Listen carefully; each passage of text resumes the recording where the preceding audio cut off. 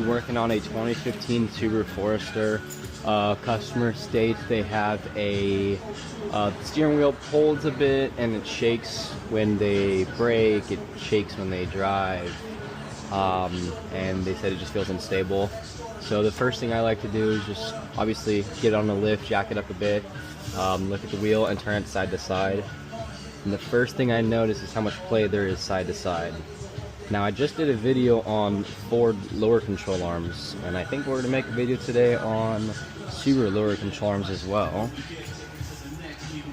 Here's me going side to side on it. If you look at that control arm right there, the bushing is completely fucked. Right there. So let's see this side. Probably going to be the same, a little bit less. So here's me doing it again. It's a little hard to see, but this one is definitely moving too. Not as bad, but there it is. So we'll start with those control arms, get the customer in alignment, and get them the fuck out of here. Pretty simple stuff. 19mm for our lugs. Take the tire off. Alright, so in order to take this control arm off, there's a 19mm nut here. There's the 17mm here, and then there's also a 17mm on this side. So you want to just grab a ratchet on this side, maybe a wrench or something on this side, get some brute force to take this guy off. Subarus are a little different because most of their control arms actually come with a ball joint insert and ball joint already, just like this guy. So we don't actually need to take this nut off where this cotter pin's at. We can just take this ball joint out, and they make it a lot easier to do. So you're gonna grab your, I don't know yet, I believe this is gonna be a 14. Take this off. We can spread this right here with a little spreader, little chisel. Once we do that, then we'll be able to pop this ball joint out. And then we also just have to take the sway bar link off. It's gonna be a 17 as well, or actually a 16. So we'll go ahead and do all that right now. Alright, if you're having an issue with the sway bar, you turn the nut and it kind of just spins. Get yourself some channel locks here. Just get it on the part, this part that it spins right here. Boom. There we go. Now we'll just rest it on the control arm. No more spinning. Easy peasy life. Alright, pretty easy stuff so far. Got this guy off, got that nut taken off, got this bolt taken off. This guy was a 14, I believe. Now, just gonna spread the ball joint sits a little bit. You just gotta give it a little hammer love.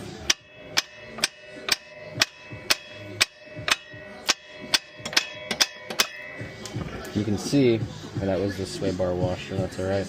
You can see it starts to spread. Once it does, you can get your big pry bar here. See? She just comes right out. Just like that. Pretty simple stuff. Now, after we are in this position here, we have one more step for everything. And this is what makes the labor time a bit higher because you got to do extra stuff. Normally in most cars you can just take this off, boom, it just slides right off. We have to take this support bracket off here, which is 319s. Oops, we already took this one off. I believe this is like a 14 or a 15, and then these are all 10s. So we just got to take some of this cover off here, this little support arm, and these rest of these two 19s, and then this will just come out as one piece.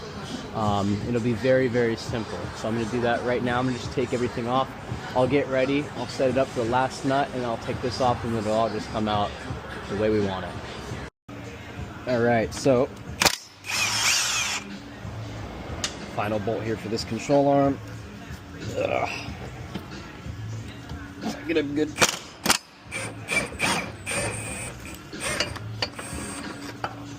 There we go. This plate comes out.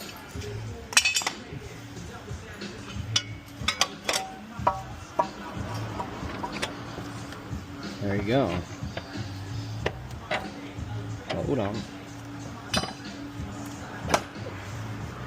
Here we go. Look at this. This thing can just come on out. Whew. Piece of junk. This one's pretty torn too. Alright. So yeah, pretty simple stuff. I mean, the labor time is a bit higher than your average controller. Alright, so a couple of things I found here while doing this new control arm is I started by putting this guy here. So I didn't take off this entire plastic cover. You don't have to. You can just kind of slip it on. So I started just by getting this guy on first. After that, I got this ball joint in. You can clean the inside where the ball joint actually sits if it's rusty. If it's not, you can just hit it a little bit with like a wire brush. After that, it should sit pretty perfect because we pressed spread out where the ball joint actually sits. So now we can just hammer it up in there, make sure it's nice and tight and seated in there.